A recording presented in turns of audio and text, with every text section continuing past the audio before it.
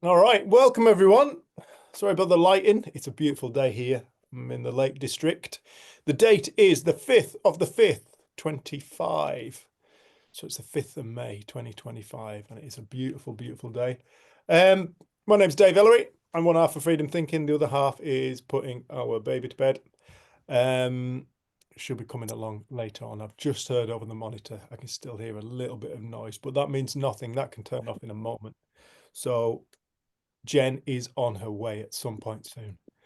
Um, yeah, this is our community group. This is Freedom Thinking Community Group. Welcome to anybody who's watching this on YouTube and catch up, and thank you for your support. Please like if you can, please share if you can, please subscribe if you can, and what's the other one that they always say? Comment. Yeah, if you can comment, that would be wonderful. Yeah, it just does us good. It helps us with our algorithms, and well, not my algorithm, but YouTube's algorithm. It helps us with YouTube's algorithm and helps get us out there. So any support like that is greatly, greatly appreciated. Also, this is a via donation event. We're doing via donation, so we make them accessible to people. Jen and I need to keep finances coming in, and this is really, really, we're so grateful for when people make donations. If you can make a donation, please do. You can make it at PayPal. info@freedomthinking.co.uk is our PayPal name. So when you go to PayPal, who do you want to pay? info@freedomthinking.co.uk. Or we have Buy Me a Coffee, which I'll put in the link down below on YouTube.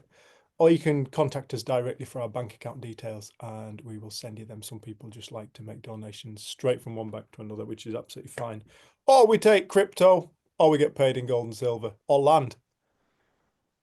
We quite like land. So yeah, going rate's an acre an hour. So yeah, donations are greatly, greatly appreciated. Okay. What else we got to say? We're off to Morocco next week, doing a retreat in Morocco. So really looking forward to anybody who's going to that. Anything else? Oh, I think we're good. I think we're good. All right. Guest speaker should be arriving reasonably shortly. In the meantime, I don't really have anything to speak about, but anybody who's watched these before will know fine well that's usually the case. And I like it that way. We like to make this accessible to the people who show up. And we also like to make it accessible for the people who are watching in catch up. If you are watching on catch up, if you are watching on YouTube, please, if you want us to talk about, we understand some people can't make it on Monday night. We do appreciate that. But if you do wish for us to talk around something, please can you send us a message. You can either email us info@freedomthinking.co.uk or you can put it in the comments and we'll come around to seeing it at some point. And we will make sure that we address it in the next conversation. But in the meantime, this is going to be one for the people on the screen. Has anybody got a direction which they would like to take tonight's call? It'd be great if anybody's got anything.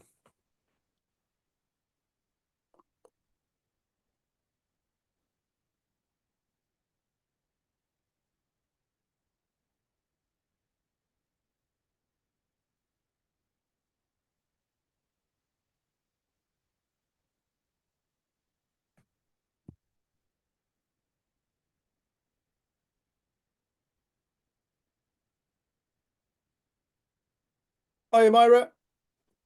Hey. All right. Yeah, I'm good. Running errands, but I have a gap, so I was All able to right. jump on. How are you guys? Really good. Really good. No complaints. Awesome. No complaints. I've just opened it up to questions, reflections, observations. Have you got anything you'd like to talk about or share or Uh, anything coming to you? mm, well, I have a lot going on. I'm just not sure which direction to go. Uh, hmm.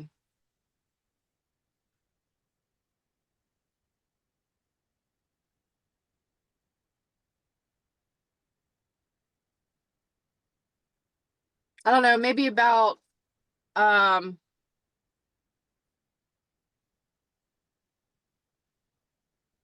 something about, I don't really know how to word it well. Something about having faith and like knowing truth during times that are Right. Sorry, Myra, my internet's crap. What did you just, can you start that again, please? yeah. It just everything cuts out. Sorry, love. No, it's okay. So I'm trying to figure out a good way to word this. So like trying to move through maybe difficult times or challenging times and kind of knowing, like feeling confident in your like faith and in your positive intuition versus like your fear. Uh yeah, I mean that's it really. All right. That's a cool one, love. Oh, thanks. No, I think I've been it's, in it. yeah. And I don't think you're on your own. No, no, probably not. Moving through difficult, challenging times. All right.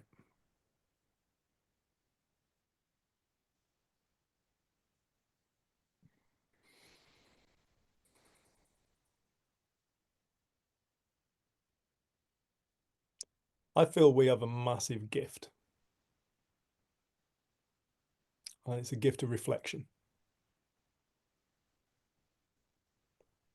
It's the gift for us to look back at our life. You know, you don't have to die to have a life review. You can have a life review whenever you want. You just think about what's happened in your life. You know, we can learn from reflection now. And this is what I really, really encourage everybody to do. Just to take the moment just to reflect upon your own life. To reflect upon those hard times, which I know everybody on this screen has faced throughout their life from time to time. It'll all have shown up different. Maybe there'll be similarities, you know, but one challenge that may have affected Wendy would not have been a challenge that affected Kendra, vice versa. But nonetheless, we're born into this world, and human beings, we face challenges.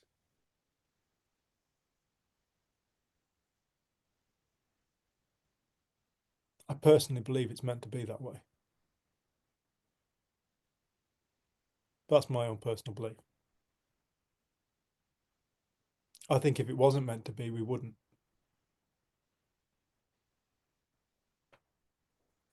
But I encourage people to look back and to reflect. Perhaps you had times in your life when you thought to yourself, I can't make it. How the fuck am I supposed to get through this? I don't know which way to go. I don't know what to do. I don't know how to get out of this. I don't know how to get into this. I don't know. Do whatever it is. How do I recover from this? How do I move my life forward? I'll never get over this.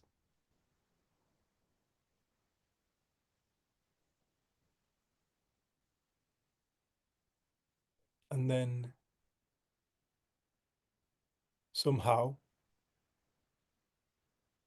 it just becomes a memory. Somehow we continue along our life's path, and it just becomes a memory, something you can reflect upon.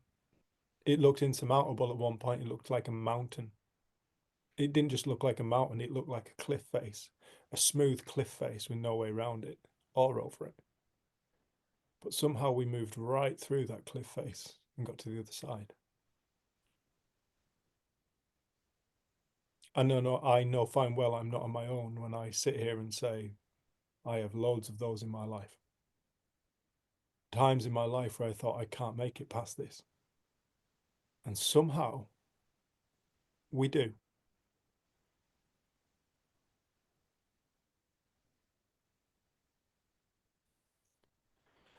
there's a lyric. It's funnily enough, I said this lyric to a Muslim lady I was doing a one-to-one with. She was beautiful. And it's a lyric in I quoted it, and it's by an artist group called Outlandish. And I think they've got a couple of Muslim members, Mexican, Pakistani, something like that. They're American group. But there's a line in a song called Warrior Warrior, and I quoted this to this lady. Do you know it, Wend? Oh, it's a wonderful, awesome song, awesome song. But there's a line in it where it said, God never promised you days without pain, laughter without sorrow, sun without rain, but he did promise strength to you every day. I remember quoting that line, and she went, "That's outlandish." I said, "Yeah, it is." She said, "How do you know about Outlandish?" Obviously being me from Cumbria. And she said, I said, I love Outlandish. And she said, yeah, my husband produces them. Of all the people I could have spoken to. But yeah, God never promised you days without pain, laughter without sorrow, sun without rain. But he did promise strength for you every day. You know, quite a lot in the principles, people talk about the word resilience, right? Just you were promised the capacity to deal with whatever you face every single day. And when I look back, when I reflect upon my life, even though it was seriously frigging hard at times, and I thought I can't possibly deal with it, somehow I did. And I know people in my life who have gone through not even similar circumstances, but very similar in depth of challenge.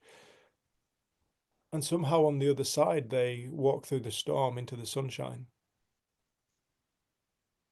And if I speak to these people, I'd speak to them, I'd say, would you ever consider removing that experience from your life, that challenging experience? And they go, no. I go, why not? And they go, because it brought me to where I am now. And I'm grateful for where I am now. What I learned through that experience was invaluable.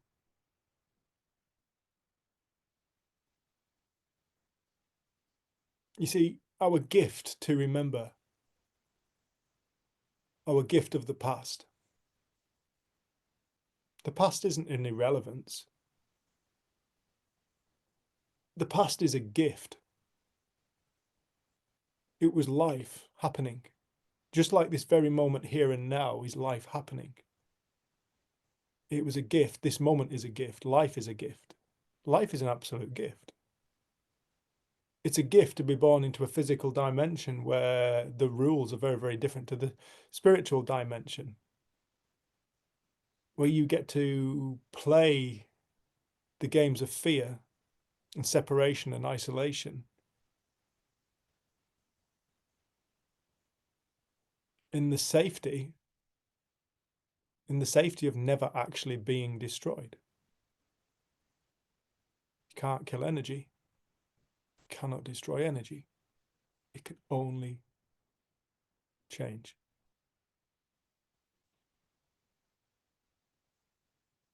And I feel like the more we can kind of acknowledge the fact that, yeah, we're going to go through challenges in life, but when we look back, you know, we make it. Somehow we just make it. I feel like that's a real opportunity for faith to be born. Faith that somehow always turns out all right in the end. Somehow. I've got no idea how that somehow is going to show up. But somehow or other, we just make it.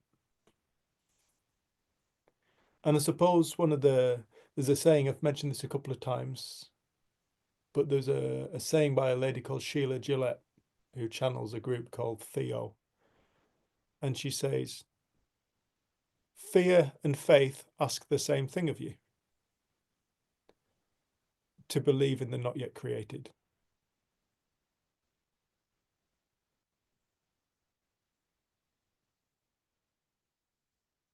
Could you hear me just then?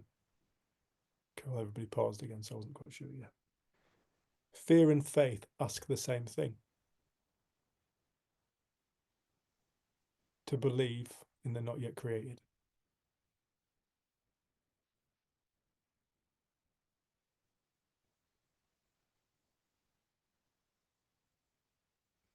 Looks like Myra had to leave. Yeah, she turned her phone over and disappeared.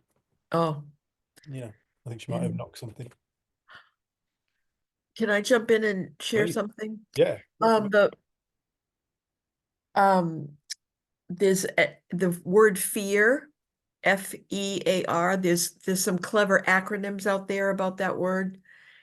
And here's 3 of them that are my favorites. False evidence appearing real. Future events already ruined. And the other one is feel everything and recover. Nice. Yeah. So yeah, fear is how do you know when you're having a good time if you haven't had a bad time or 2? There's no way to enjoy life unless there's been something to compare it to. Like I've often thought in my country, San Diego is known as like always sunny, always, perfect temperature, That's San Diego, Canada. No, San Diego, California. All right. Oh, Yeah. you're American again. That's good. Yeah. So it's supposed to be always like very temperate and sunny and whatever. And I say to myself, I don't think I would like that at all. I really like the variability of snow and fog and rain and clouds and whatever. So, because I wouldn't be able to appreciate sun every single day myself. But yeah, the variability of life is what makes it interesting. I think so, love. Yeah. And how the hell could you ever gain faith in your indestructible power unless you're challenged? Yeah. Right. Yeah, exactly. You know, Exactly. how Yeah. can you possibly find faith without challenge? Which is what Myra was saying, she wants to feel confident in faith. Yeah. How can you find confidence in faith unless you are faced with the challenges in order to acquire that faith? To apply it, to grow into it, to push it, to test it, to try it. Yep. Yeah. These are gifts. These are absolute gifts. And I know that sometimes these challenges come in the most absolutely frigging horrific ways. I'm not Yeah. stupid. That's part of life too. It is whether we like it or not. But it's interesting. Now I was speaking to somebody the other day, and I forget who the hell it was now. But anyway, they were saying about there was this lady who'd basically she'd gone full term and got within 2 days of giving birth, and then she felt the movement stop. Oh boy. So 2 days later she gave birth to a stillborn baby, which obviously was devastating for her. But this lady said, who's telling me about this lady, she said, with that, this lady, one of her friends, she started to feel like her baby was stopping to move. This was a year or 2 later, and she'd remembered what had happened to this lady. So she went straight to hospital, and this baby was, yeah, look, we need to get this baby out now, and was put on life support and survived. And this lady was just saying, she was saying, the way that this lady approached this horrible event is the way that this lady had approached losing her child was, she said she never dwelt upon it. I'm not telling anybody this is how you should live. This was just this lady's experience. But she said, if my child dying saved the other child's life, she said, then I believe it wasn't all in vain. Mm, mm, And I can't even remember who the hell it was telling me this, but it was a really, really moving story she was telling about just stoicism. mhm. And inside all of us we are that. We are that stoicism. That's our nature. Our nature, you know, you don't get destroyed. Right. Nobody gets destroyed. We go through challenges, and yes, we face death. Face physical death, but it's physical death. You don't get destroyed. And I feel like this is one of the Ouch. Sorry, I whacked myself. Sorry. You're Catholic, aren't you? I forget about that. No, I'm not. No, I'm I know not. you don't. No, I'm not. But I do feel like this is one of the gifts, you know, when Sid started talking about the principles, when I started to listen to Sid talking about the principles, I personally had what I would call a spiritual experience beforehand. So it was probably a little bit easier for me to kind of, I don't know, I didn't need convincing of the spiritual. However, I hadn't really gained any respect at that point for the spiritual nature of the mind. Mm, You know, the everyday spiritual nature of consciousness, of thought, spiritual gift that enables us to experience life. Without it, without consciousness, without mind, without thought, you could not possibly experience life, mhm, let right. alone make a decision or create.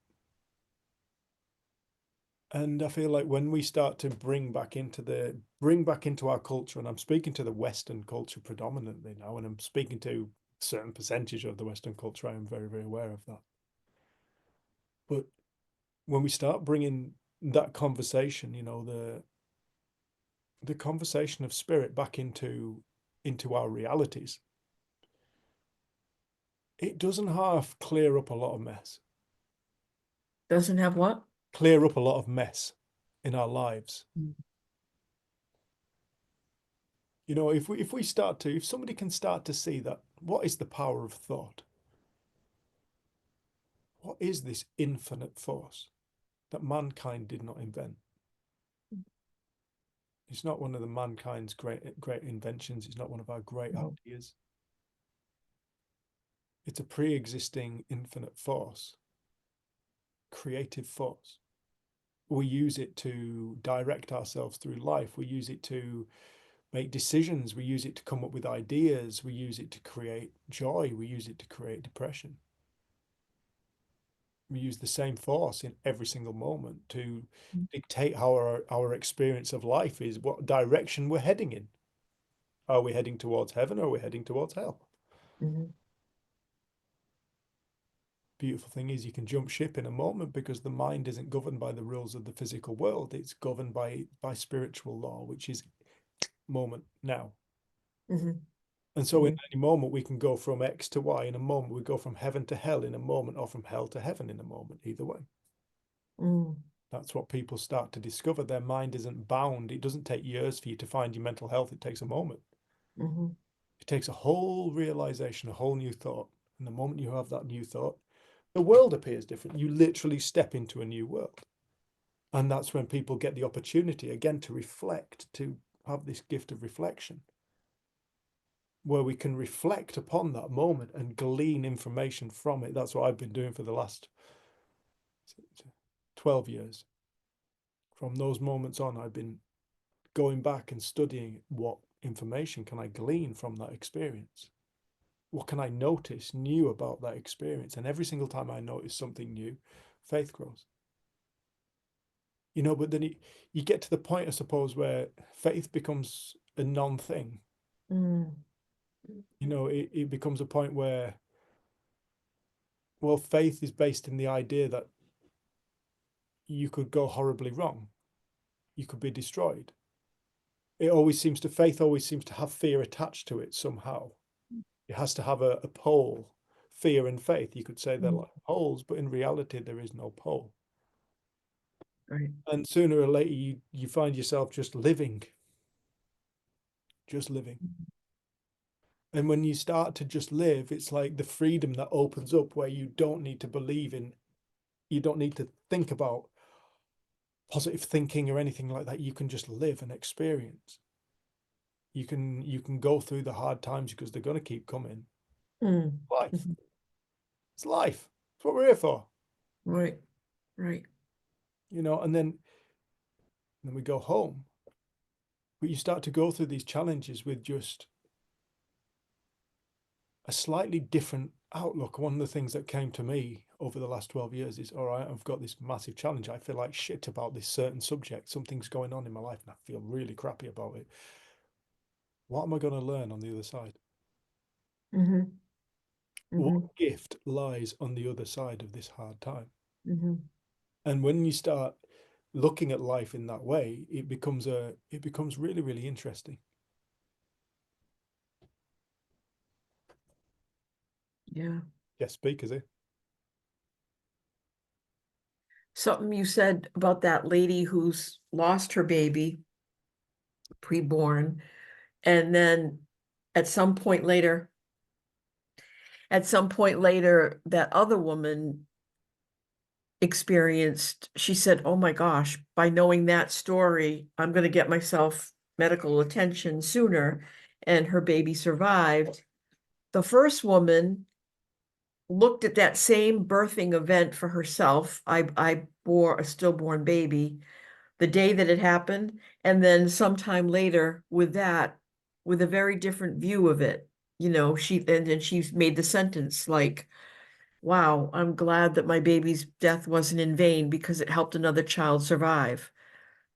And so just to your point about we can revisit, we can reflect back, which you were talking about right up at the top of the hour here. We can reflect back over things, and we're not the same person that we were whenever that thing happened. And it's always, and that truth is, I'm not the same person that I was before I ate part of my hamburger. Right? 10 minutes ago, I'm not the same person. I don't have the same view. I was and hungry, before we started, and I just was like kind of pressured, like I'm not thinking straight. I need to eat, I need to eat, I need to eat. And so I ate a few bites and I feel more present now. But whatever you might have said 10 minutes ago when I was feeling pressured and not quite on my pins because my body needed some fuel, I heard things X, but now that I'm got some fuel in there, I hear things Y. It's like that moment to moment to moment, Nothing is solid or stayed or steady or repeatable in a way. Yeah, It's absolutely. always fresh, always fresh. Love what you're saying there. Beautiful. It's beautiful. Jen, Myra came on and she had to drop off for some reason. She wanted to talk about moving through difficult, challenging times. Mm. And so moving through them with more grace, I suppose, and feeling more confident in having faith over fear. Is there anything new comes to you also on that subject? Have you just woken up? Yeah, I can see it in your eyes.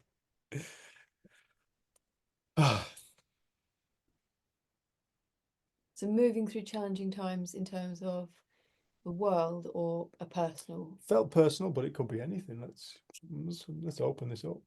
Okay. I think like Wendy was saying, it's seeing the momentary nature of experience. And I think one of the things that comes to mind is like more personal. So last week we went to a funeral of a really good friend, and I have to say it's like one of the saddest funerals I think I've ever attended. It was so many people were so emotional. It was intense. Like it was, and then seeing the family and the kids, well, one of the children who attended, and it felt like so much heartbreak. And we weren't going to go to the wake because we had a friend up, and we had Lucia, but we went, and it was really weird because then it's like in the next moment people having a drink, telling stories of Ed, and I don't know, it just felt, it's not that the moment of sadness wasn't really real in that moment. Was the defining moment. Yeah, but then it's like then the next moment there could be like beautiful memories and connection, and it just, it really highlighted to me that we are built to move through challenges in life. Things are going to happen. We're going to lose people we love and lose jobs and houses. Like, things are going to happen. There's going to be political things. There's going to be stuff going on, but we're built to take it. And I think seeing people freely expressing grief and sadness in one moment, and then just so naturally in another moment coming up with laughter and joy with a friend, and to just seeing the impermanence. And I think that's something that when you're in the midst of a challenging situation or time, it feels like it's so permanent, and it feels like that's all that's ever going to be there. But I think because of coming across the principles, it highlighted, it showed, and I reflected on the impermanence of experience, like the continually changing nature of our own minds. And that's a helpful thing to know. It's a helpful thing to start to respect. And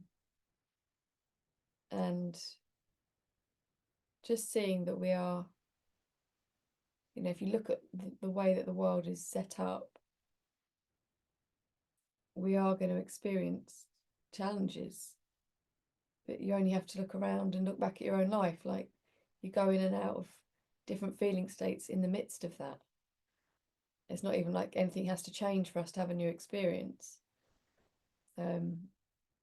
Like, it could have been when that you sat listening and then you got so engrossed in the call you forgot that you were hungry, and you just got present in that moment. But what made sense for you then? And I think just seeing, we overcomplicate life so much and think we should show up in a certain way. And I think I'm growing in respect for all feelings and all states, and just seeing and accepting that sometimes we are going to feel feelings we don't like, but that we can take it. It's all right. We're not broken. There's nothing wrong. But knowing the impermanence of experience, there's also more. There's infinite new experiences to be had, and we're not defined by any of them. It's kind of what came to mind. Nice. I think that another thing to be aware of, and this is something that when you come across this conversation, you start to become aware of reality is what they may call an inside-out experience. Reality comes from inside of us. Reality is the experience we experience of our life. We have got an external reality. We've got the world, but you never get to experience the world.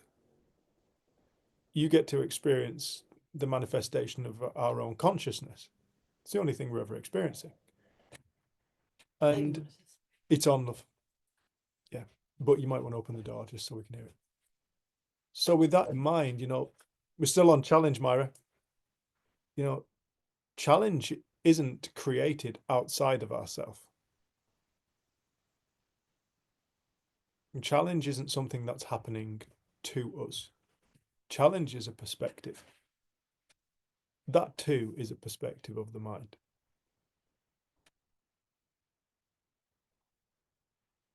And the reason why Sid's message was so important was because he found something that was total. He found something that was absolute. And it's really easy for us to start to look for exemptions to that. And please do write them in the comments. Exceptions and exemptions, yeah, from that point. But when we start to see that challenge itself is an experience that's created within, I've got a friend who runs 190-mile races. Yeah, I'm sure she sees it as a challenge, but I guarantee you one thing, she won't see it as much of a challenge as I would. I can't believe it. Makes no sense to me. No. She enjoys that challenge. I'm pretty sure I wouldn't. How many miles? 190. How many days did it take? 83 hours she did it. Without sleep? No, I think she did sleep, but it was mountainous. It's a Oh, mountain. It's a mountain. gosh. It's like the Tour de France on foot. Yeah. Well, yeah, over mountains. And Yeah. Wow. yeah, she's an animal. But in sport, it's 90% in the head, Yeah. and it's like everything, you can do your training, but if your head's not there, you're not going to make it. Right. But somebody who's got it in the head, but perhaps hasn't even got it in the training, could still perform exceptionally well. And so starting to see that, even challenges that we face, the challenge is a perspective held by our own mind. Challenge is something we're creating. The experience of challenge is something that's going on within us. That does an enormous thing if somebody can truly see that. It suddenly takes the power away from the outside world and it puts it firmly back where it was always, its origin always was, which is Right. self. It hands the power right back to you. I was stood with my sister talking on the side of the river the other day to a gentleman who was walking his dog. My sister said something. My sister's a wise girl. And I love what she said. She was telling this man about one of the runs that she ran after she'd woken up to Sid's message. And she was doing a mountain race in Scotland, in Glencoe, up over some horseshoe route in Glencoe. Wasn't massive. I think it was like 10K or something. Can't remember now. It wasn't a massive one, not for least, but she forgot a Garmin. Now anybody who runs with a Garmin will know what it does. Clocks your miles per minute per mile, should I say? Which way around is it? Can't think. Miles per minute. No, minute per miles. Oh, How long are you doing a mile over? Because miles per minute, that suggests you're running at over 60 miles an hour, doesn't it? Which we're not. How many minute miles? Yeah, how many minute miles? So it gives you your pace, it gives you how many calories you've burnt and all this stuff. And some runners become really, really dependent on these things. They're constantly tracking themselves. It's just another thing to kick the shit out of themselves, in my opinion. Quite often, not all the time. But my sister used it a bit like that. And on this mountain run in Glencoe, she wasn't even feeling particularly well. She was feeling under the weather, and she stood there on the start line. She went to set a watch, and she's like, "Oh, forgot my Garmin. Oh well, I'm just going to enjoy this one," she said. there you go. Yeah, and she ran this mountain race. She came in first woman. She beat the course record by 6 minutes, because she just enjoyed herself. Yeah. She just enjoyed it. The challenge was almost, because the challenge wasn't there, she was far more efficient. Maybe even if she'd had a Garmin, maybe you could still argue perhaps she would have still won. Do you know what I mean? I don't know. But it was really, really striking to Lisa. It touched Lisa, which is why I'm telling you, because she came back and she told me, I just stood there on the start line, didn't have my Garmin. I just thought, I'm going to enjoy it. She beat the course record by 6 minutes. Now, she found that fascinating. Yeah. I'm sharing that with you. But, when the mountain race still existed, but the challenge was removed, I'm just going to enjoy this. I'm just going to enjoy it. There wasn't, when I say challenge, I suppose I'm saying The notion of a challenge. yeah, the Perception. yes, you know what I'm getting at. The kind of the character of the challenge was just dissolved. Right. This is just something I'm going to enjoy. She had no expectations. Yes, Yeah. exactly. In 12-step recovery, we say the more you expect something, the greater the chance of resentment is, Very true. because you're not going to meet it, or you could meet it, or what if you don't meet it, or if you're just shy of it, so when you drop off expectation, there's little room for resentment, because whatever comes your way is coming your way. That's right. Yeah. That's right. Yeah. Yeah, and that the dropping expectation makes you more present. Yeah. You naturally will become more present if you drop an expectation. You're not living in the future. you're living in the present moment. If you drop an expectation, if an expectation if you see an expectation for what it is, it will instantly bring you back into the now. Because an expectation is always based in time, which doesn't exist. So no, that's yeah. But that's seeing the impermanence of experience, like you were speaking about at the funeral, like seeing these people who dearly loved our friend, to see them, if you were to look at them at the funeral itself whilst it was taking place, you would think, my God, their day's written off. Perhaps their week, perhaps the next 2 years. In fact, it could be really easy to kind of make that assumption. But then to drive, 20 minutes, 25 minutes, and see them again half an hour later, and see them in a very different state.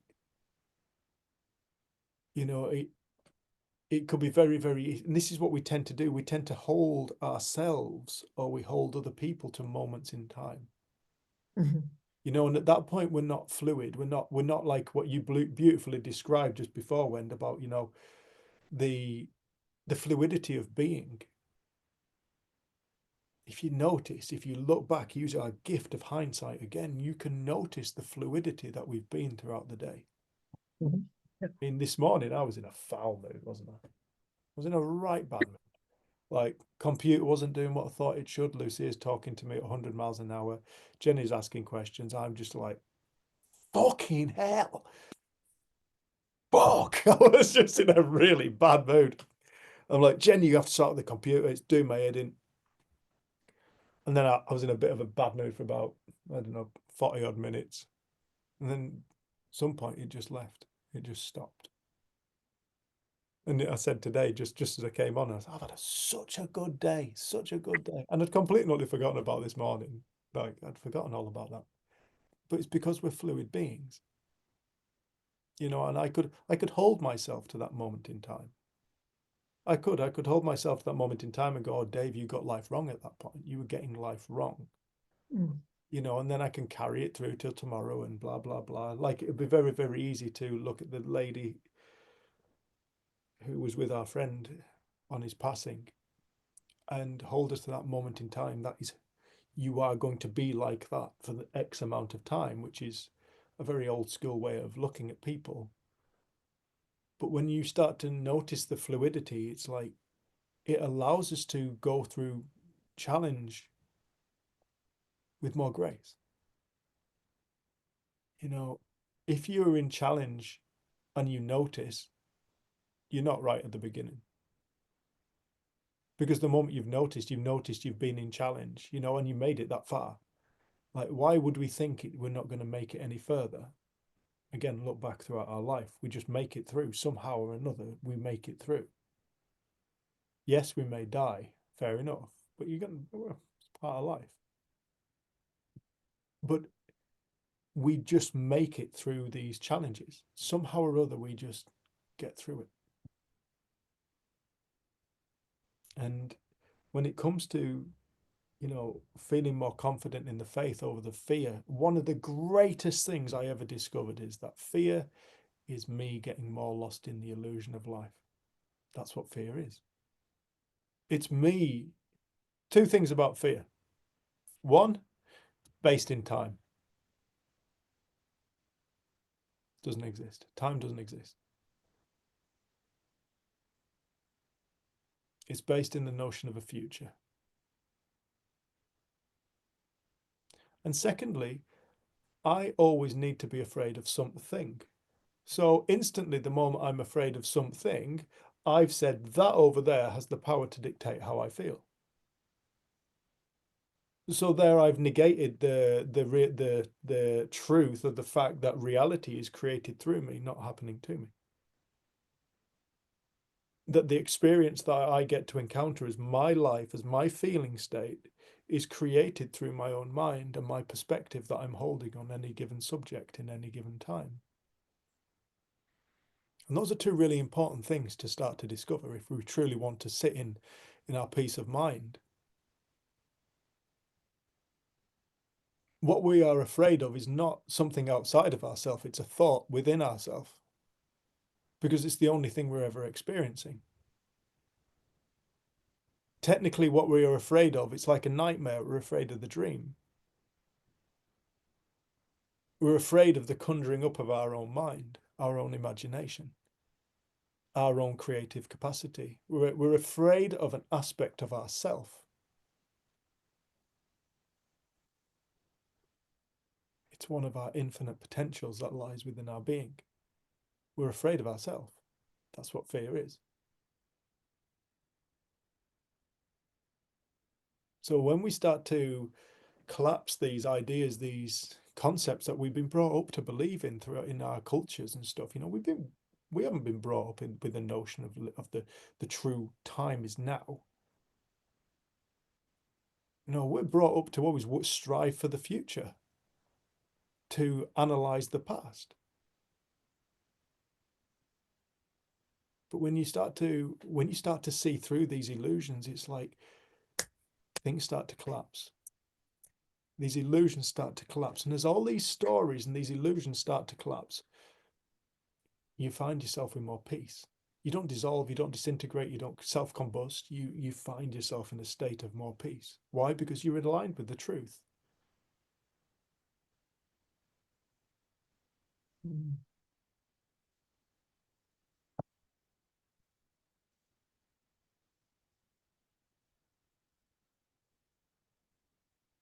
Fear is a story we're telling ourselves.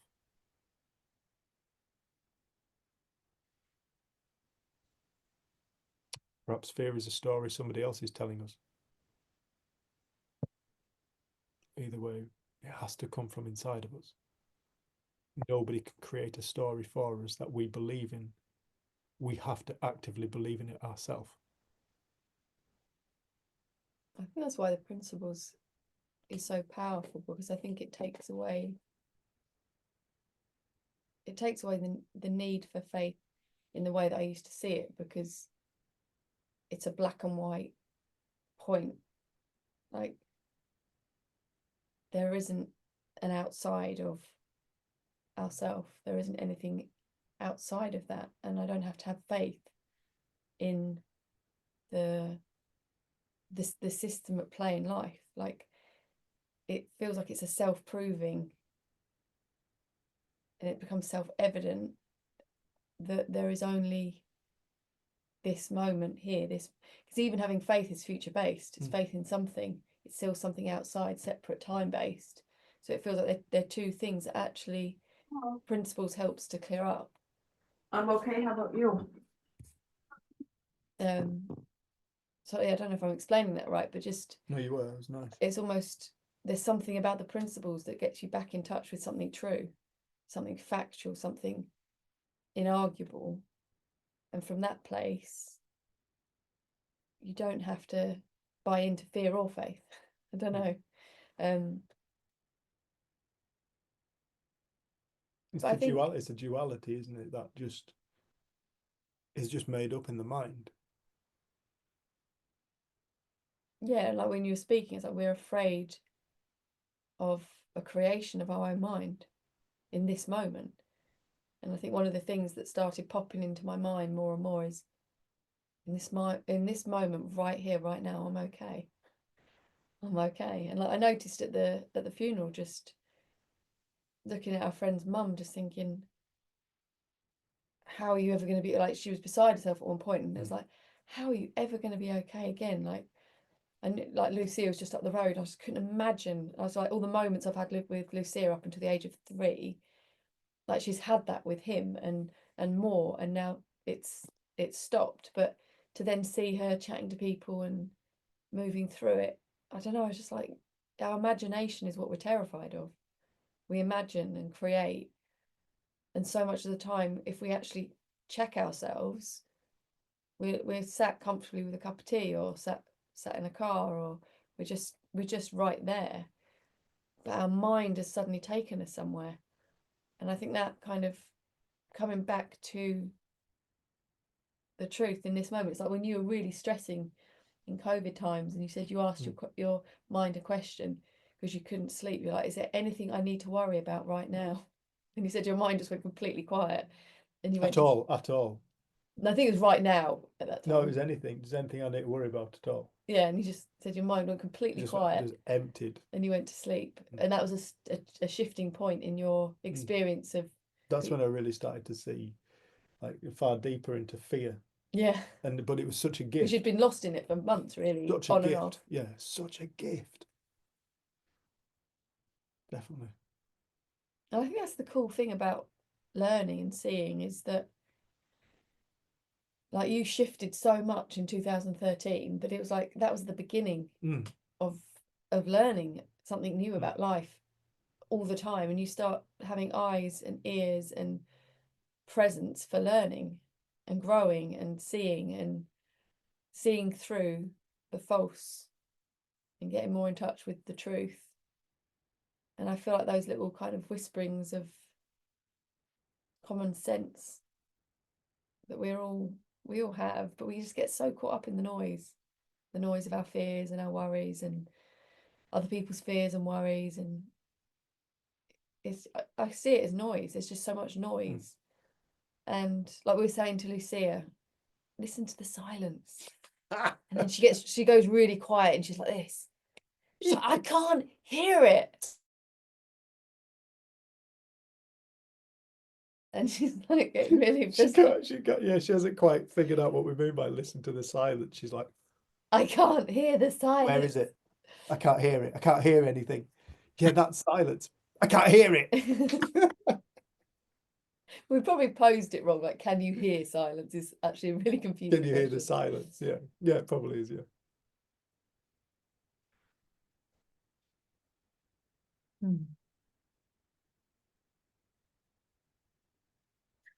I have a fun example, I think, of a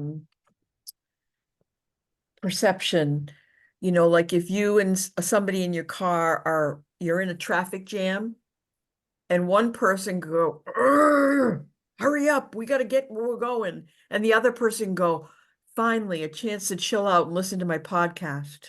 Yeah. Right. It's got nothing to do with the traffic. The traffic is completely inert, completely irresponsible. Nope. Or whatever. It's not capable of beaming anything, good, bad, or indifferent, but everybody perceives it differently. In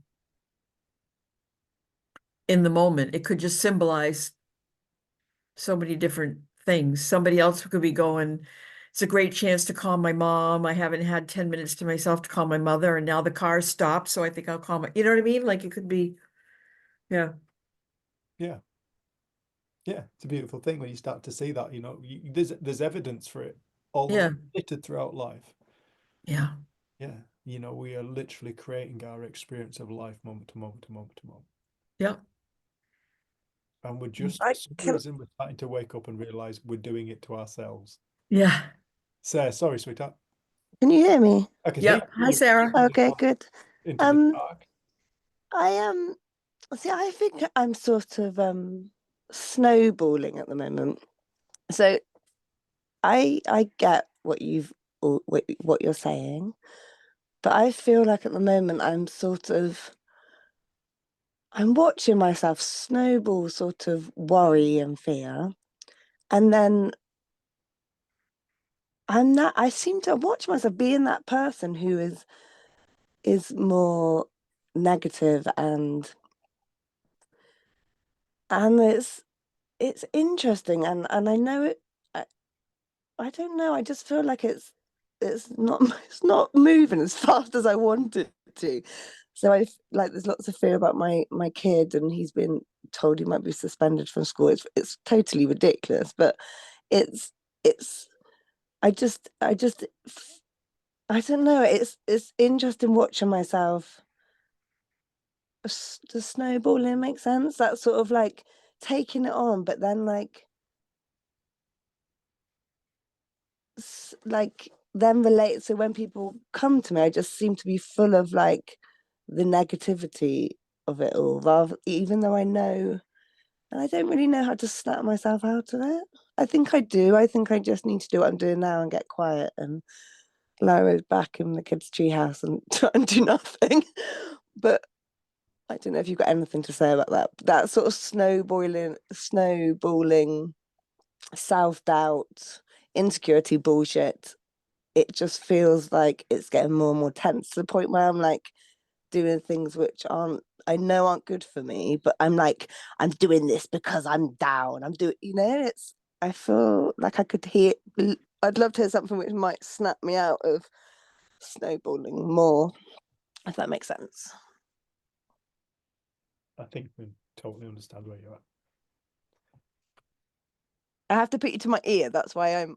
Is that what that is? I wondered what the hair was. That's my ear because I can't hear you if I move you away. So you've not actually been listening to us the whole time. I just have to put you to my ear so you just see my ear. That's is that what we're looking at? I wondered what the hell that was. Well, that's the top of my treehouse, but this is my ear.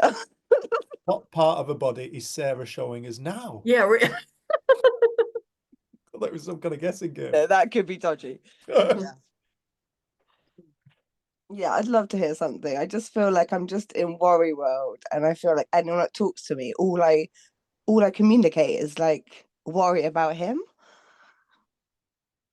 I don't know. I think listening to you, it's like there are times we get overwhelmed and feel stressed, but there's a level of awareness in you that so many people would not have, because it would be, I'm like this because of what's happening with my kid. Like there's a slight suspicion in you. There's a slight kind of, wow, I'm watching myself do this. I'm watching myself buy into the story. I'm watching myself be negative. And I think, there's room for maneuver in it. yeah, and I think that I remember a lovely talk that I listened to of Elsie's, and she just said it's interesting that awareness, that being conscious of what's happening is enough.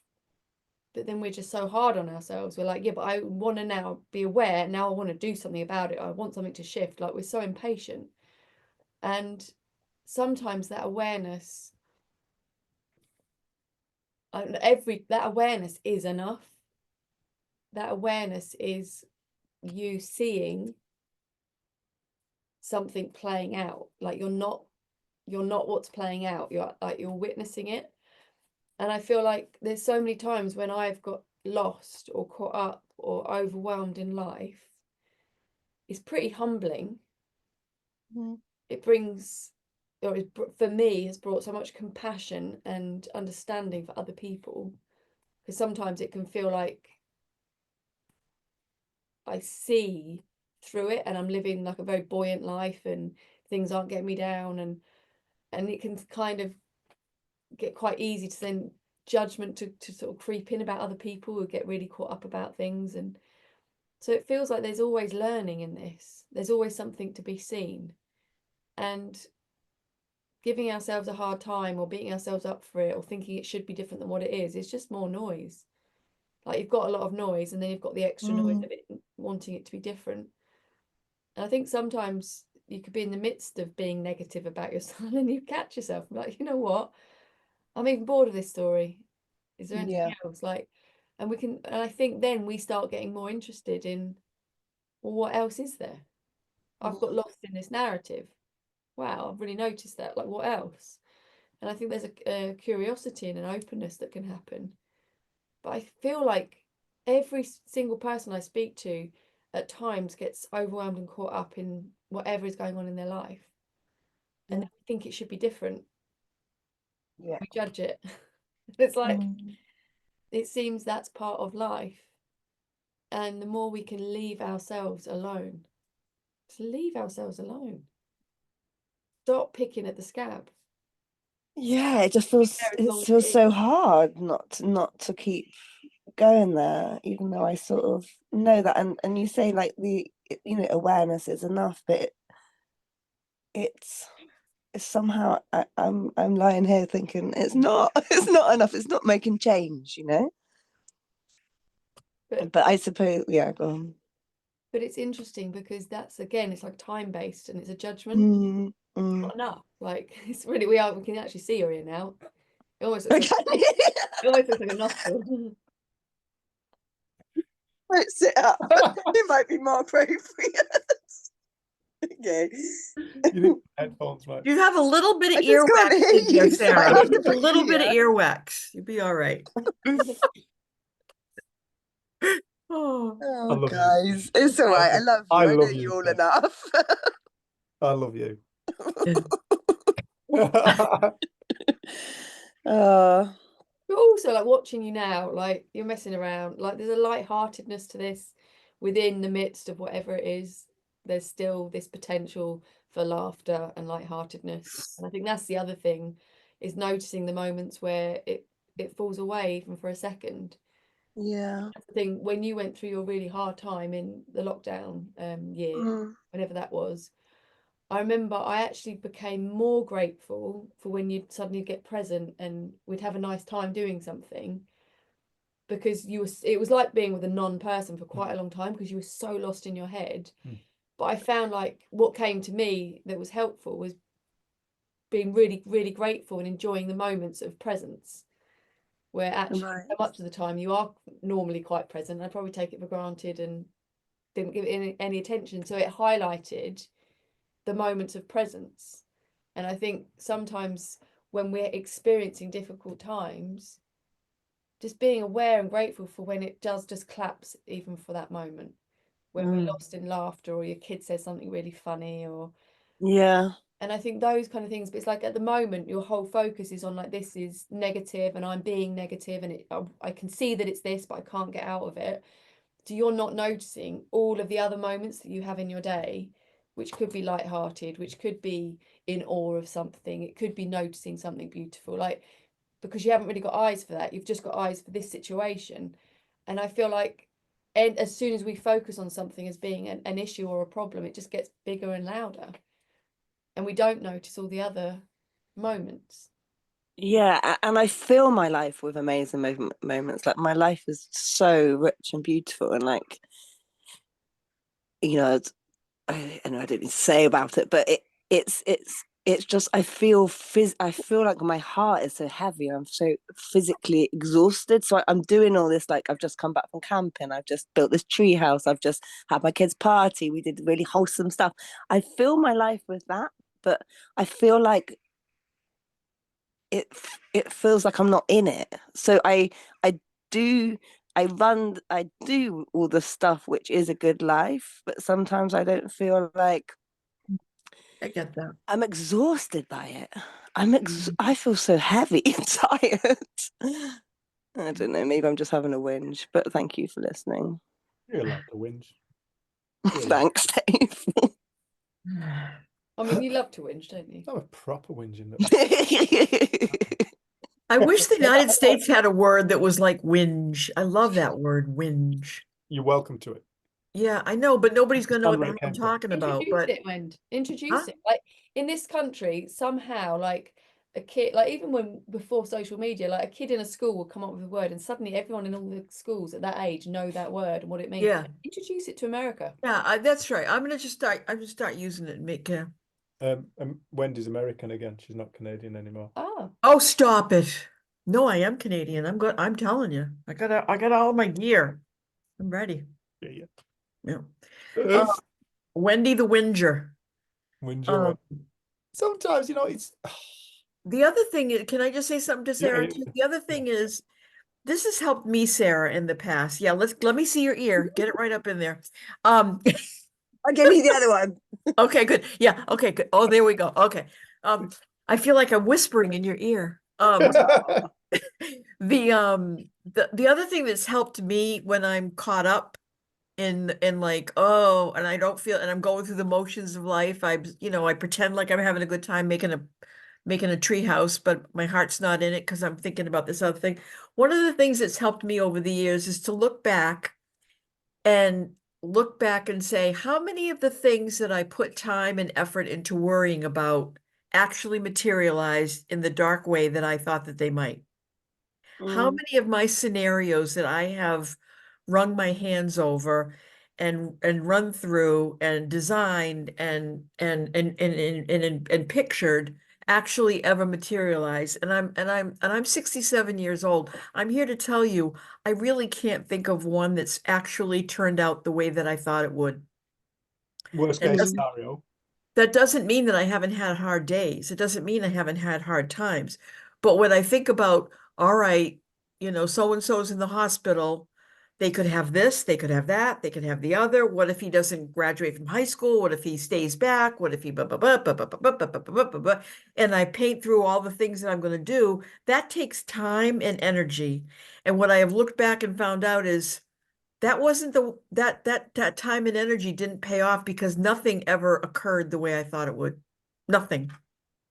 Mm. And it's Is- not to say that, it's not to say, I'm not trying to judge you, but I'm just trying to also share. And you have experience too. I don't know how old you are. You may not be 67, but you have a couple of years on the planet. How many of the things that you ever worried about actually materialized in the way that you thought they would? And you said, thank God I prepared for that.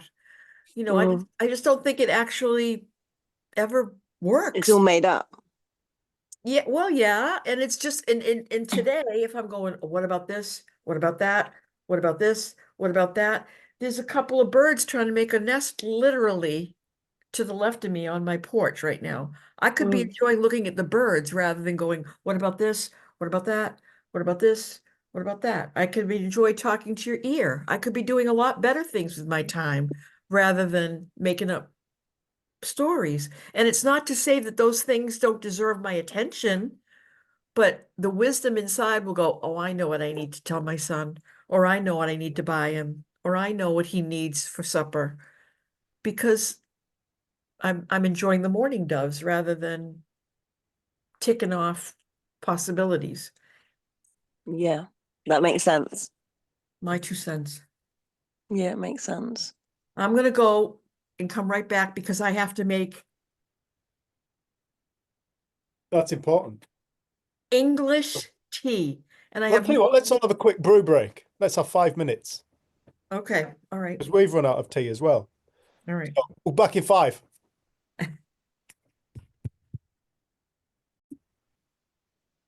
Right, we're back in the room. We've got our brews.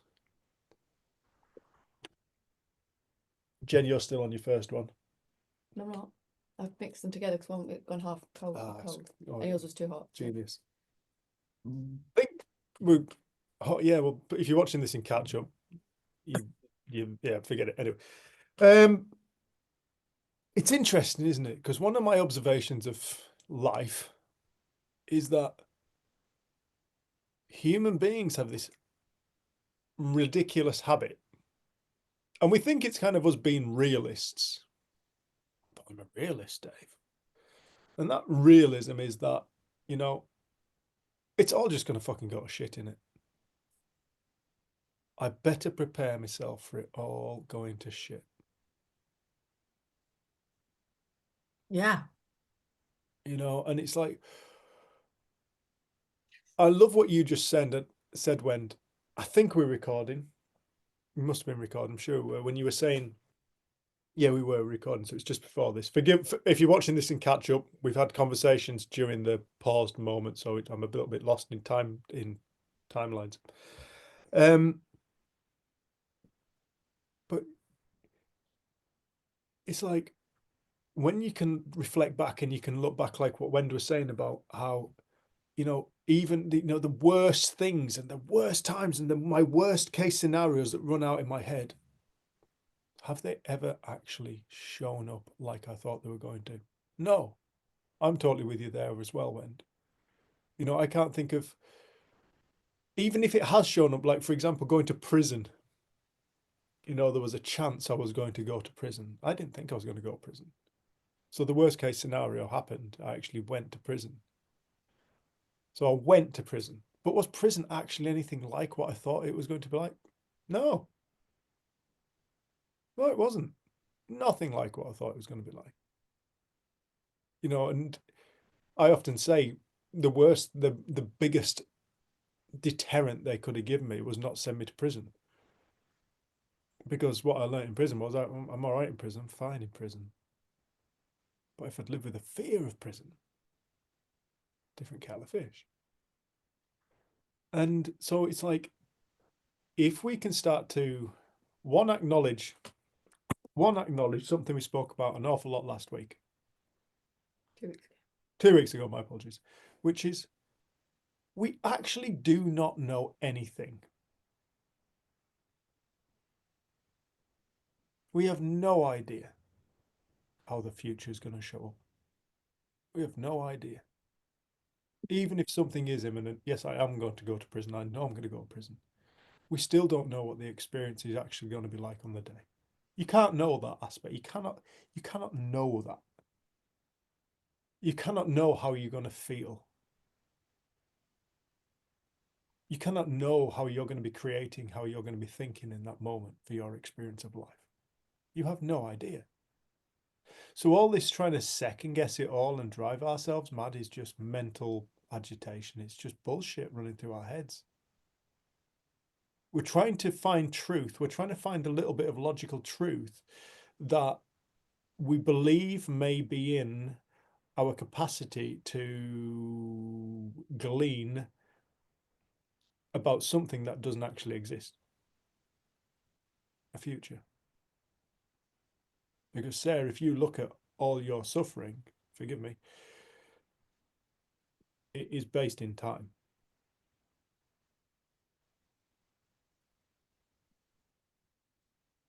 Yeah. It has to be. It's based, you mean it's based on, it's based in time. It can't not be based in time, huh? No. It's based either in the future or a past. Yeah. Okay. And I so- really know that, like what you, Wendy said, and you know, I experienced my worst fear and it was the most enlightening experience of my life. So I know that. I suppose it's that, like, the impact a step now could have an impact on a future which is good or bad. It's that sort of pressure that one can put on themselves, and but we don't, it's a chicken and egg because you don't know either way anyway. You don't know anything. Yeah. You don't know anything. You've got no idea. You have no idea about the future. Mm. So, I mean, we can sit here and ruminate and get stressy about the future. That's what stress is. Mm. Just, it's overwhelm about the future. But also we sort of spend our time thinking that our creations somehow are possible. Like it's either going to go like that or it's going to go like this. And it could mean this or it could mean that. And as if they're true, as if that's the only option. And like we forget we're living in a world of infinite potential, like infinite potential. And we don't get our head around that. We're like, it's either going to be this or this, and it's going to mean that or that. And Yeah. we limit things so much. And I think that's when you, and we feel that. And I feel like the uncomfortable feeling that you're having is like, it is trying to wake you up to the fact you're lost in time, you're lost in judgment. And it's like, but how long we stay there, sometimes I just feel like I've got no idea why I can get lost about certain things for as long as I do. And I'm like, Mm. oh, really? Mm. 20 years this month I've been around the principles. Really? Yeah, end of May, it'll be 20 years. Look at the state of her. I used to be one of the young ones. But You're still one of the young ones. You are. I think when you forget we're living in an infinite potential in any Yeah. moment. And like for our kids, like the idea of getting it right. Like at the moment, a lot of Lucia's friends are off at nursery, and I've had moments where I'm like, am I making the wrong decision by keeping her at home with me? Like we go to play groups, we go to Mm. schools and things, and should I be getting her to be more independent by going off without me? And then I just get really quiet and see what makes sense for me and Luce. Mm. Right now it doesn't make sense, but I still have the moments where I'm like, oh, is she missing out? Or are other children going to be more of the it's just all this noise. Yeah. And I think having a child can sometimes highlight that for us, because suddenly you're responsible for somebody else's immediate life. We then kind of make it about their future. Yeah, totally. Like But- currently Torrin, he's just turned 10 and it's just a level of anxiety I've never seen him in before. And it's because he started playing professional football, so he's under a lot of pressure and he loves it. But then at school, his behaviour's gone like tenfold bad because he's just doing so much. And it's simple, it's like overwhelm, but seeing your baby, like his nervous system's just feels shot and his dad wants to take him out and homeschool him. And So I feel like I love that reminder of and I know that there's no that way or that way. There's so many bloody options when you get quiet, and I really love that reminder, because at the moment I just feel like I need to decide. Otherwise life's going to stop, and I know that's bullshit. And inside of him, at 10 years old, he has got everything he needs to navigate life. Everything he needs. And I think it's so easy to forget that. Like, he Yeah. has within him, and he has to go through certain experiences in this lifetime, and we don't know what's best for them, and we don't know. And like, there's times with Lucia, it's like, oh, if I could just take away that experience, and oh, what if that then comes to mind and it shapes who you are as a person. So I get that we do that as parents, and I think it's been humbling for me to have a child after working with parents before having children, and I'm like, the truth still applies.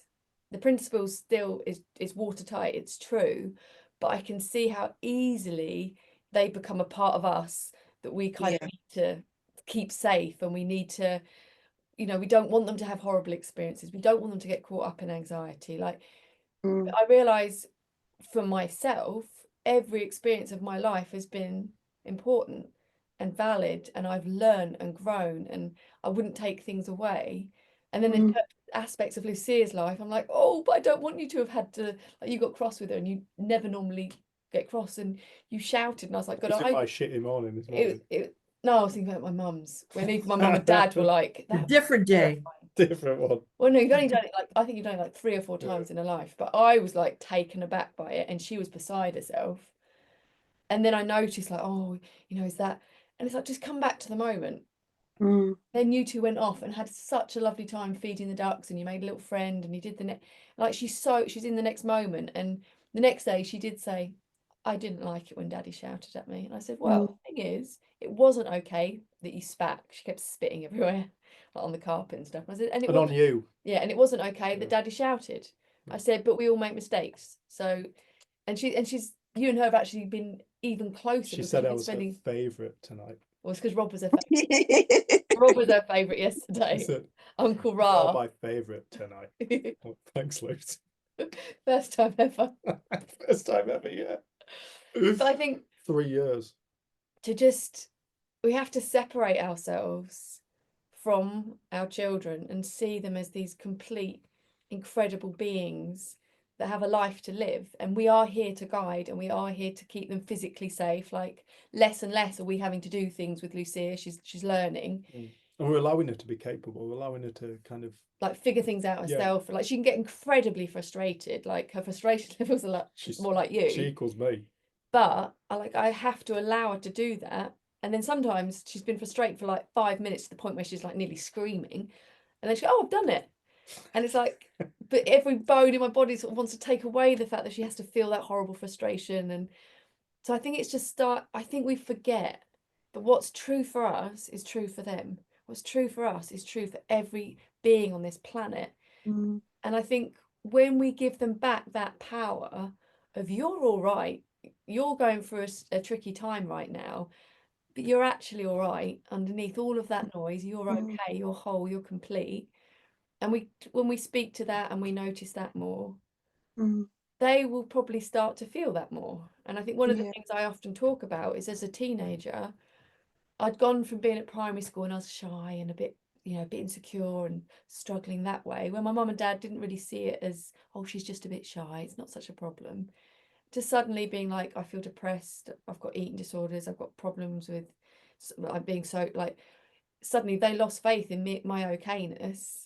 And that then did something for me. I was like, whoa, even my parents think there's something wrong with me. And then I went to all these different people. And I think that's why the principles helped me so much, because Roger, I feel like every single person within the community that learned from Sid, kind of, there's something that was gifted to them. And I think the thing that was gifted to him was that he knew that every single being was whole and complete and okay, regardless of how they were showing up. Suddenly I had someone viewing me. I was going to clean cleaning our screen. So clean the camera, was it? I thought it's like almost like a skin filter. I liked it. Did you like it? And I feel like that's the thing that shifted dark, me the actually. most. Was that he? And I totally agree. And there's something, and then he's got teachers and people saying that he's not okay, including me and his dad sometimes. And I suppose you just cut, yeah, you make that mistake and then you come back and know that, yeah, Of course, it's like notice it, yeah, see it, and also he's 10. You can actually have conversations with him. yeah, definitely. You know, I lose sight of it. Sometimes I lose sight of the fact I'm okay. Sometimes I lose sight of the fact you're okay. But actually, when I get quiet, I know that's true. Like, we can communicate, and I think we can keep things simple. But you have seen and learned and grown so much through the principles, and you've noticed and been through. Like, we've had you on different calls over the years. Different things have happened, and you've moved through and navigated it, and then you've had insight, and like you've got a lot to share. And I think we sometimes I love watching my dad with kids because he doesn't overcomplicate it. Like, Yeah. brilliant. Like, he really struggles in his own life with anxiety. Really struggles. But when he communicates with kid, he falls off his mind and he just gets present with a child. And He's amazing. And he knows they're all right. And he said, but he hasn't seen that for himself. And people often say, you need to see this for yourself before you can share it with others. He hasn't seen that part of it for himself, but he's incredible at seeing it in other people. So that would be another option. Like, he loves talking to young people. So if we ever did want to chat to someone, because sometimes we do hear better from someone, family member, my dad would happily talk to him on Zoom or come up and visit us. Like, there are also options, because getting involved in football, like my nephew's involved in it, I can see it. Suddenly you're surrounded with this opportunity, but the ones that actually make it to being professional is like 0.01, isn't it? Exactly. But that's why, you know, it's interesting. My kind of like brother-in-law, he said he's made sure he's got other interests. It's like we are going to do other things. Your life can't just be this one thing, because it might not. Your dream might not happen.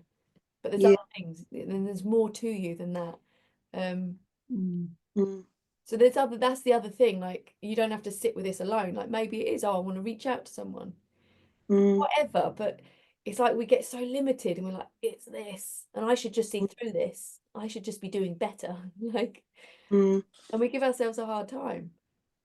I also think we live in a time when, you know, we have schooling, and schooling is very important. I remember being in Nepal with Jen, and you know, we have that saying, every child should have an education. You hear that all the time. I'd never questioned it till I went to Nepal, and we were working in the foothills of the Himalayas because they started having this problem with child suicide. And it became really apparent to us what was happening when we got to these villages in the foothills of the Himalayas. When did we go to? 12 in 7 days. 12 in 7 years. I remember it being a frigging lot, like. So all these schools we went into, so you go into these Or villages. 7 in 12 days. Can't remember. Oh. Honestly, can't remember. But what were we, 3,000 meters up, something like that? God knows. But so you got these villages on the top of hills in the Himalayas, foothills of the Himalayas in Nepal. Very, very rural communities. You turn up, you see all these mud houses with kind of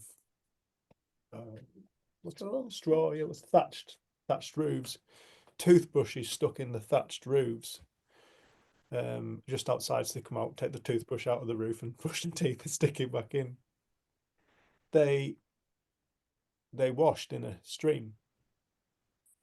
They got a stream to wash, and I'll never forget being in that stream and thinking, I could see a rock moving. I picked it up, see what was underneath the rock, and it was a crab right up at the top of this mountain. I couldn't believe it. It was a freshwater crab. Never knew such things existed. Anyway, then you go into the village and suddenly you met with this enormous big white concrete building and all these kids in uniform learning, being taught. Love you, Kendra. Speak to you soon, love. And these kids are being taught. And I remember holding one of these kids' hands for some reason. I remember we had to do something. I was holding this kid's hands. This kid's hands, I was a tree surgeon, right? This kid's hands were like concrete. They were so calloused. They work the fields. You know, they go home from school and they work the fields. And after a little amount of time, Jen and I, it was on the first village, wasn't it? We went into this first village, and I said to Jen, I'm really uneasy about what's going on here. I said, and I just want to check, do you think what we're bringing, because we could see that the West had brought this schooling system into Nepal. This is and all the packet all the foods and shite food and just rubbish Nestle everywhere. and Coca-Cola. I'm sorry if you eat that crap. Stop. I have no opinion on it. But Sit on the seriously, fence. stop. All this crap. And the West's gone in there, and it was a Western built school. It was built with a charity. A charity went into these villages and they built all these bloody schools. And I said to Jen, you know, I'm a bit uncomfortable. I just want to check in with myself. I can see what the West's done here. The West come in and imposed itself upon all these like tiny villages, and I want to check in my heart whether what I'm bringing in now is needed in this place. You know, I'm just another Westerner coming in trying to fix something, trying to help people. And we took 24 hours over it, didn't we? We checked in with ourselves. How do you feel after 24 hours? And Jen was like, yeah, let's go for it. And I'm like, yeah, I think you're right. Let's go for it. So we did our work, and it was wonderful. But what the problem was, which was so frigging obvious, is these kids go through the schooling. They get to 16. Congratulations, you finished school. They walk out of school into a village at the top of a mountain in the foothills of the Himalayas. And they don't know how to handle themselves. What do? You've got all this education now. You're a self-sufficient little village that grows food for its own sustenance, that washes in a stream, that sticks the toothbrushes in the thatch of the house. They lived very self-sufficient lives. And then what these kids are faced with, well, if you want to then progress with your qualification that you've got now, you either have to go to Kathmandu, Delhi, Abu Dhabi, Dubai. You have to leave your family. You actually have to move out of your home. And so families were being torn apart by this education system. And kids were finding it extremely stressful, and some of them were committing suicide. Oh. So this is, you know, the schooling system in my mind is far from frigging perfect. Far from it. But it's often the schooling system that we use as a measurement by which to judge children. We used a fucked up system to judge children by it. You know, I remember being out in South Africa with you, and we had all these tweens. I've mentioned this before, but there was a lady, she said, I know that 90% of these kids are on Ritalin. I said, and these were tweens, between the ages of 8 and 13. I said, why are they on Ritalin? And she said, because they're not concentrating in school, you know, they're not concentrating. So they're drugging them. And I said to this woman, are they interested? Are they interested in what they're learning? I said, because if I'm not interested, I won't pay a blind bit of attention. I said, but kids are expected to sit down and learn something they're really not interested in. Is it the kids' fault they're not interested? Is that a mental illness? No, of course it's not a mental illness. It's not a medical issue. The kid's just not interested. And I said to this woman, you know, every single kid is a genius. Every single human being is a genius, but they're a genius in what they're interested in. Why don't we allow kids to follow their hearts and bring out their inner genius? Why don't we let them follow their hearts? If we allowed human beings to follow their hearts, two things would happen. You'd have a world that nature makes it so that people are different, interested in different things. Our accountant is fascinated with accountancy. She blows my mind. Really? She's like, I love it. I absolutely love it. I love the numbers. I love doing this. I love the way it works. And I'm like, wow. Brilliant. Thank you for being such a wonderful human being. Thank you for being interested in that. I'm not. I'm not interested. So she's become an expert at accountancy. I'm not an expert at accountancy. I have skills in my fields that I'm interested in. And the way nature has it is that everybody comes in with their own unique likes. Every single soul comes into this world with their own unique joys, things that bring them joy. To some kids it's dance, to some kids it's art, to some kids it's football. To me it was climbing trees and making dens and being in nature and fishing and stuff. That was mine, do you know what I mean?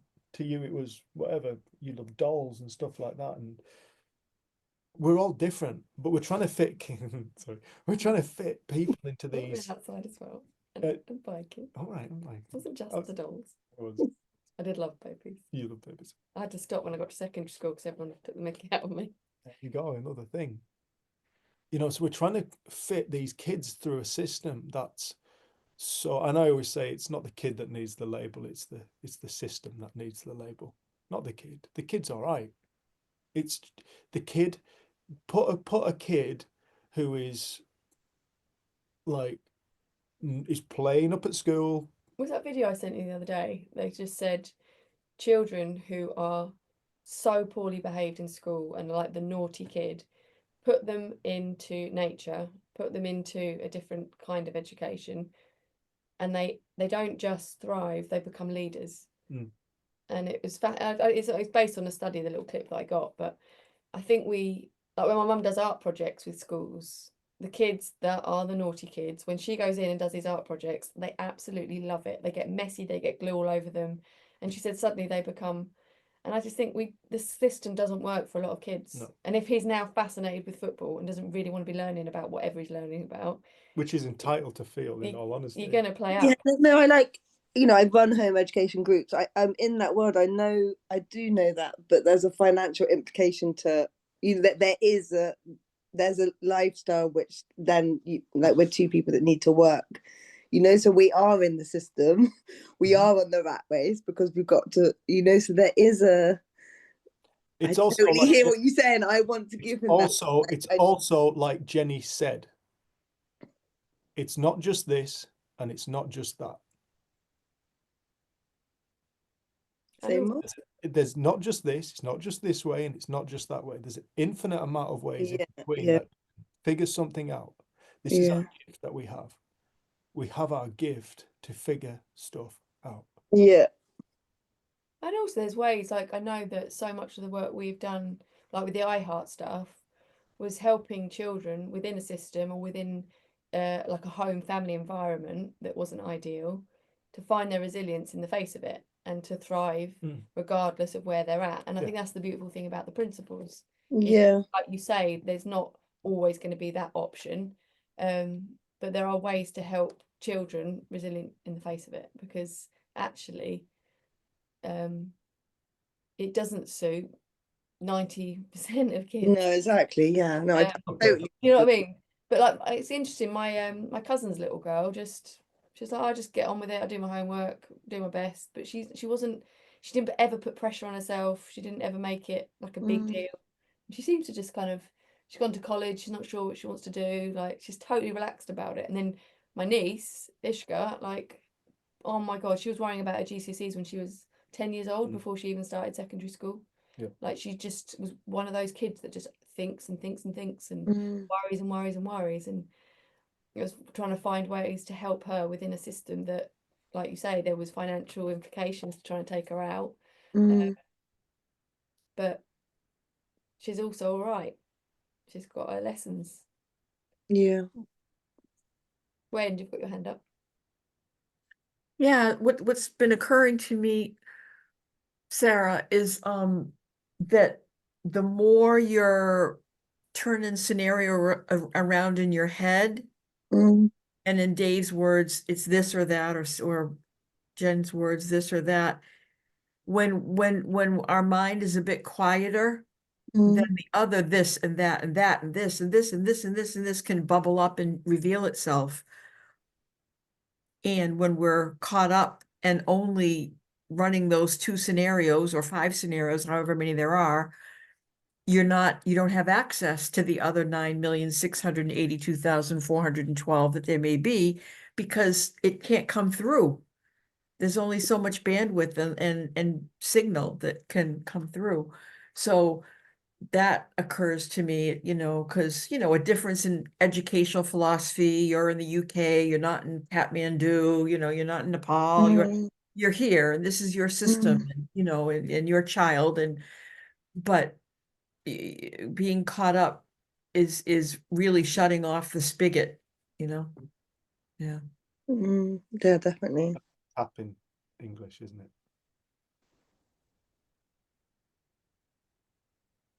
I think.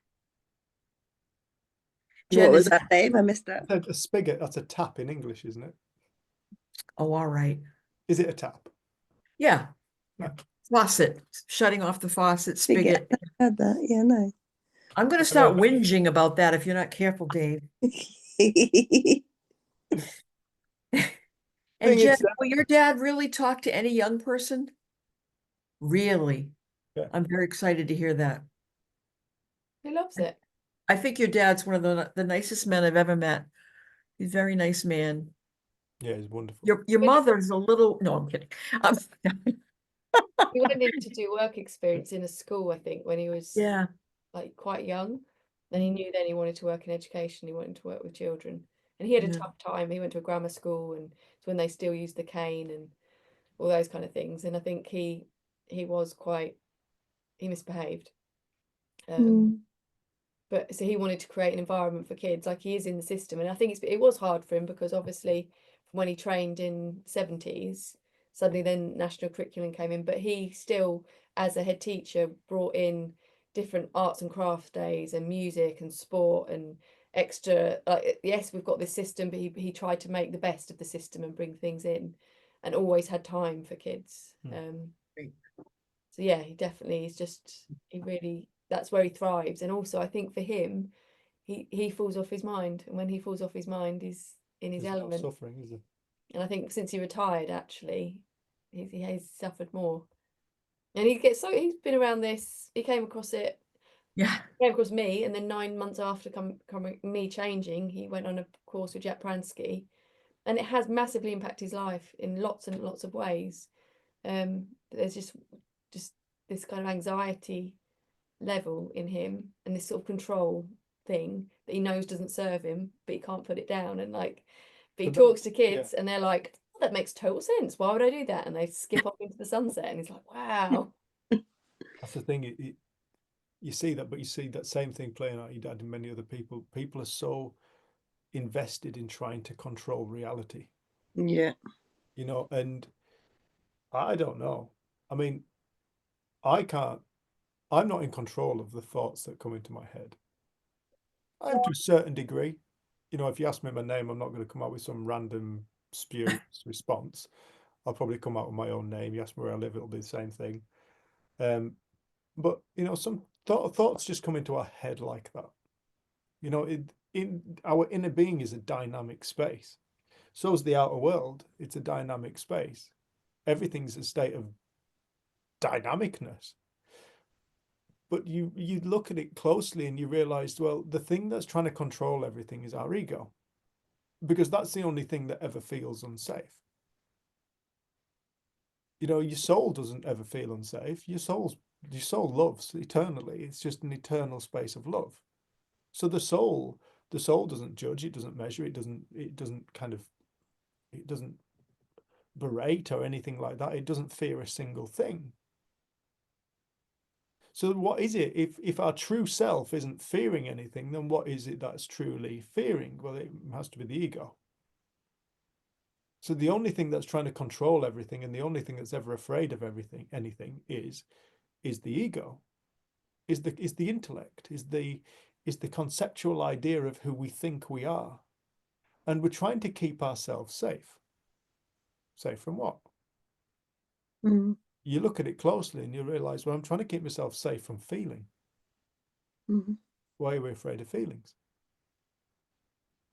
Why are we afraid of feelings? What is there really to keep ourselves safe from?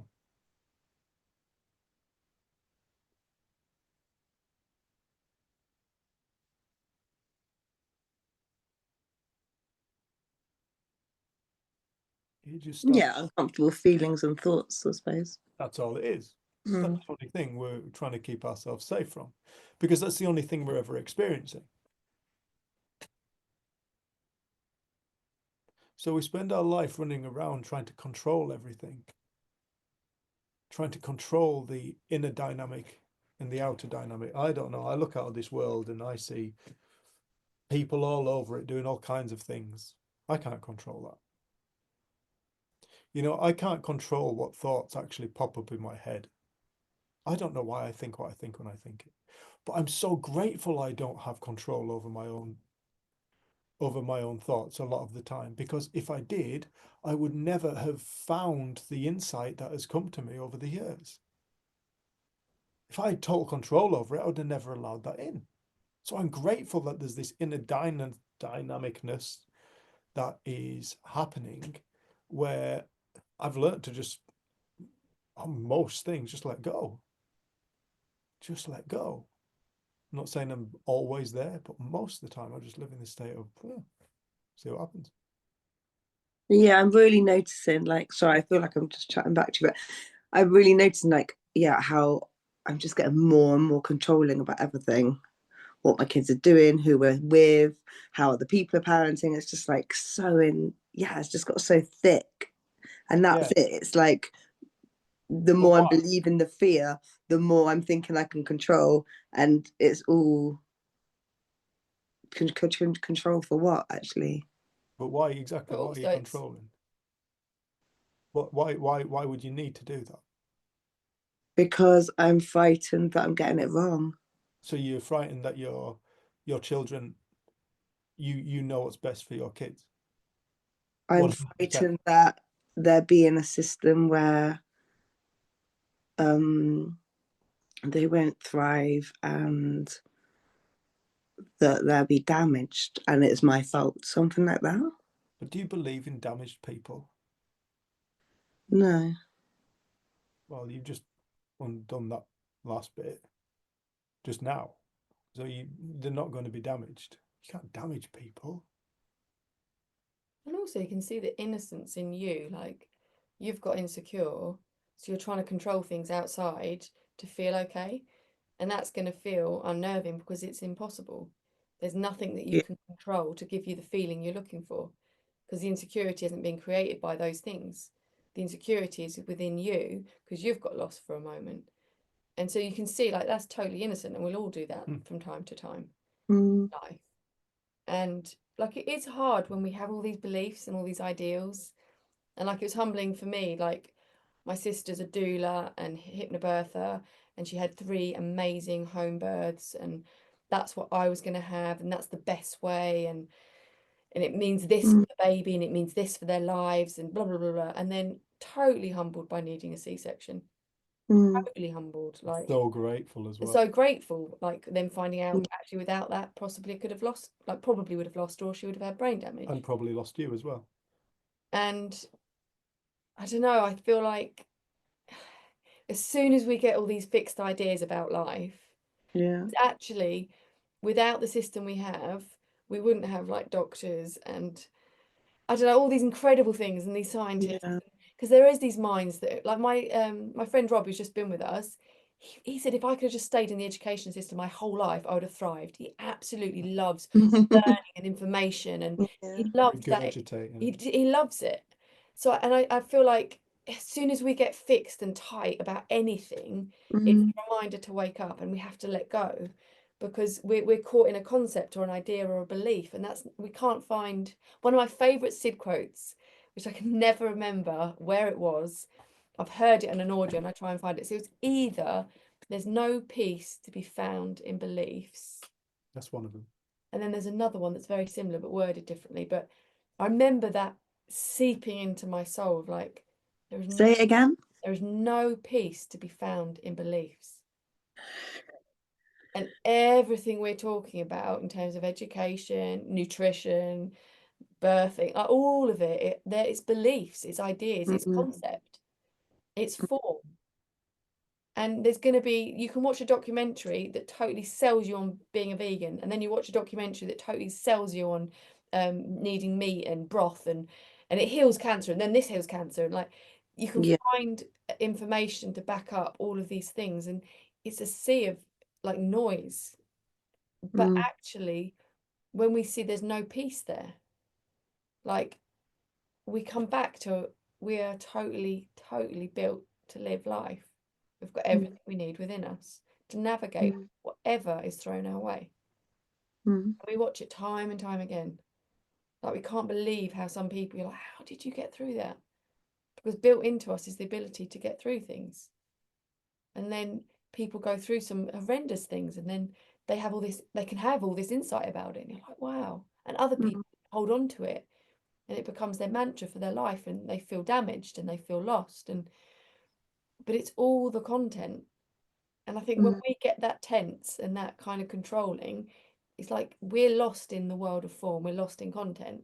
And the only place to then go is back within, Yeah. into the quiet. And you know that. So you are at the moment trying to do things to help you find that quiet space. But it'll be when you're minding your own business, you'll fall into it and you'll be like, oh, where have you been? Happening? But we're like, I need it now. I want it now. I want it now. I don't want noise. But the peace hasn't gone anywhere. No. The ocean hasn't left. You're just happiness. I was with a talking to her lass the other day, and I could see her just starting to, her face relaxed, and this smile came on her face.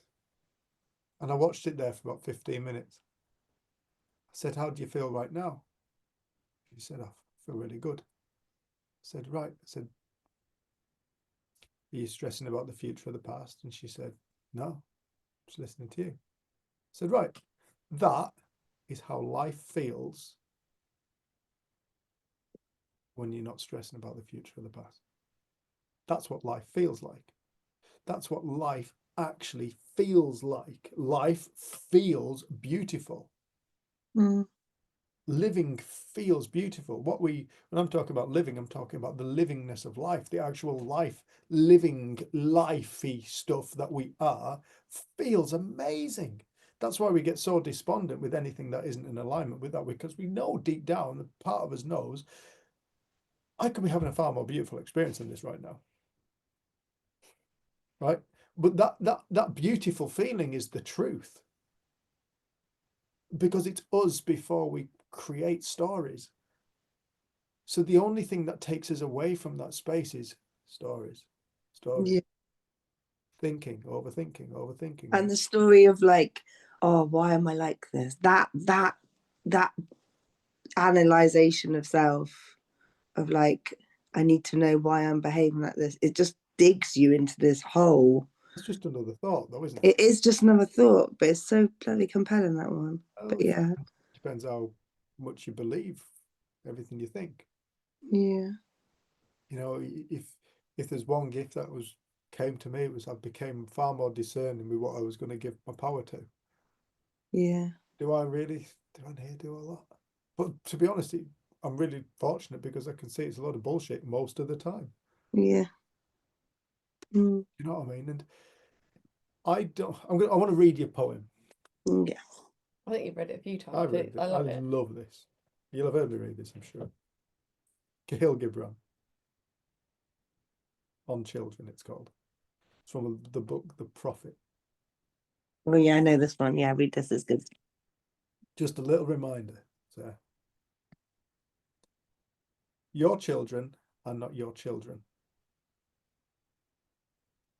They are the sons and daughters of life's longing for itself.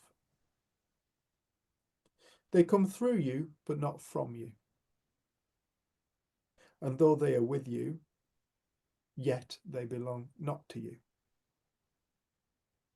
You may give them your love, but not your thoughts, for they have their own thoughts. You may house their bodies, but not their souls, for their souls dwell in the house of tomorrow, which you cannot visit, not even in your dreams. You may strive to be like them, but seek not to make them like you. For life goes not backward, nor tarries with yesterday. You are the bows from which your children as living arrows are sent forth. The archer sees the mark upon the path of the infinite, and he bends you with his might, that his arrows may go swift and far. Let your bending in the archer's hand be for gladness. For even as he loves the arrow that flies, so he loves also the bow that is stable.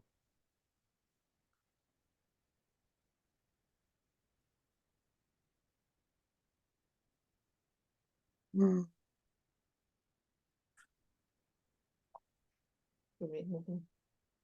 Okay.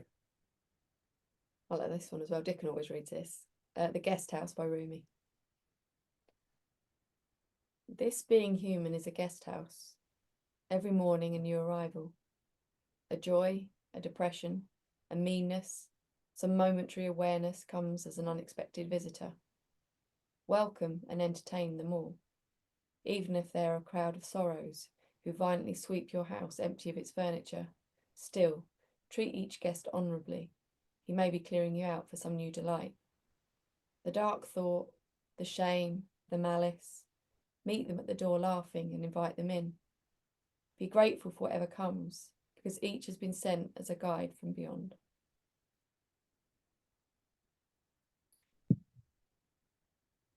Beautiful.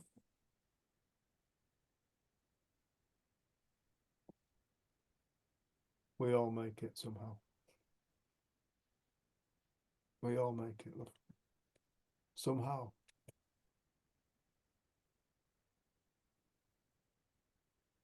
Don't forget, they have everything that they need inside of them for their life.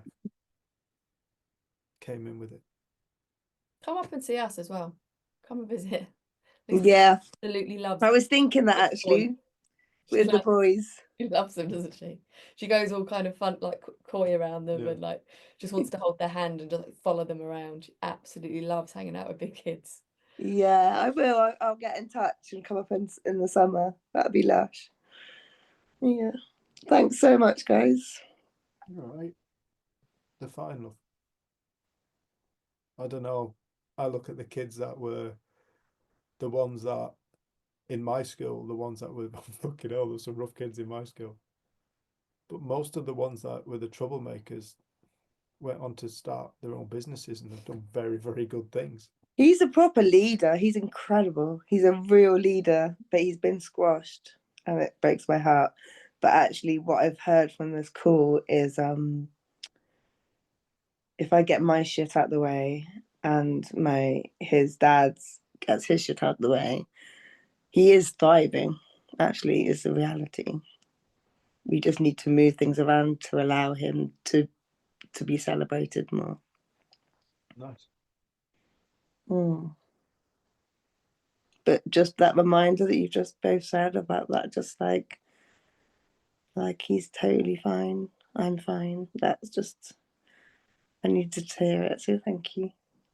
You're welcome.